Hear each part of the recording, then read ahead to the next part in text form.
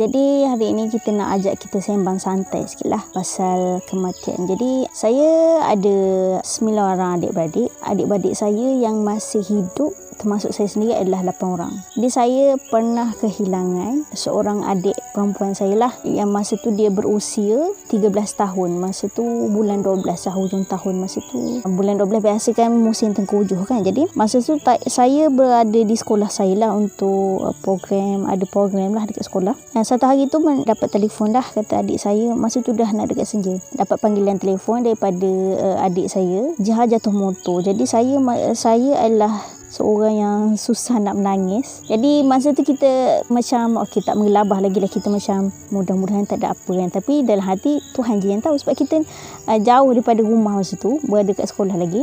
Setengah jam kemudian tu adik saya yang tadi tu telefon kembali, kata arwah adik saya dah tak ada. Jadi saya pun air mata tu dia lambat nak respon kan. Masa nak salam-salam dengan kawan-kawan tu barulah rasa sebab yang amat sangat. Kita macam bukan nak kata ego, tak tahu, dia macam kematian ni ataupun penerimaan orang yang dekat dengan kita tu dah pergi tu dia lain lah kan. Jadi kemalangan adik saya ni tadi, dia kemalangan jalan raya kan. Kemalangan jalan raya ni adalah sesuatu yang mengejutkan lah, sebab kita tak tahu dia sakit ke apa dan macam-macam. Dia adalah dikelaskan sebagai mati mengejut lah. Penerimaan kita ni sebagai orang yang tak bersedia apa-apa ni segi mental fizikal kan kalau kita jaga orang sakit kita berbeza kan. Dari segi mental fizikal kita akan bersedia, okey, kalau Allah nak ambil dia, kita relakan kita pergi, sebab kita dah tahu, kita dah mindset kat kita kata apa, dia dah sakit lama. Kalau kematian tu mengurangkan kesakitan dia, tak ada seksa buat dia, kita izinkan dia pergi macam tu kan. Kita dah ada buat persediaan. Jadi kawan-kawan, kita ni sebenarnya mati bila-bila masa je. Sesuai dengan tempat yang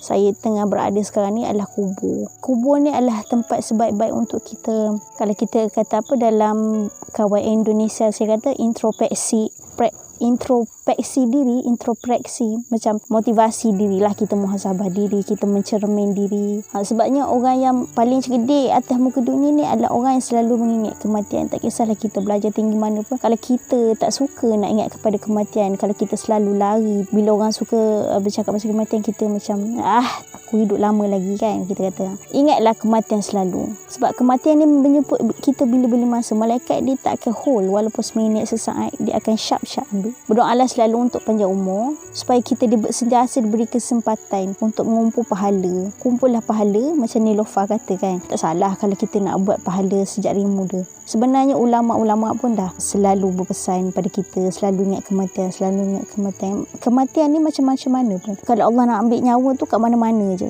Mati dalam tidur. Dan tidur ni adalah praktikal sebenarnya. Tidur ni adalah ibarat macam percubaan untuk mati. Sebab itulah kalau kita tidur, kena baca doa tidur kan. Ya Allah, sesungguhnya aku hidup dan mati kerana-Mu. Jadi kematian ini adalah sesuatu yang pasti. Ingatlah, hari ini kita berpijak, kita berlari, kita berbasikal, kita bawa kenderaan yang kita mampu milik atas tanah, berbumbungkan langit yang tinggi. Hari ini kita atas, esok lusa kita tahu-tahu mungkin kita di bawah bumi. Bersama-samalah kita menuntut ilmu, pengetahuan tentang dunia selepas mati ni, sebab kita masih ada petualang kan. Kita ada masih perjalanan yang jauh lagi. Bukan je mati tu, okey selesai mati, kita ada dunia yang lain lagi. Okey, selamat tinggal.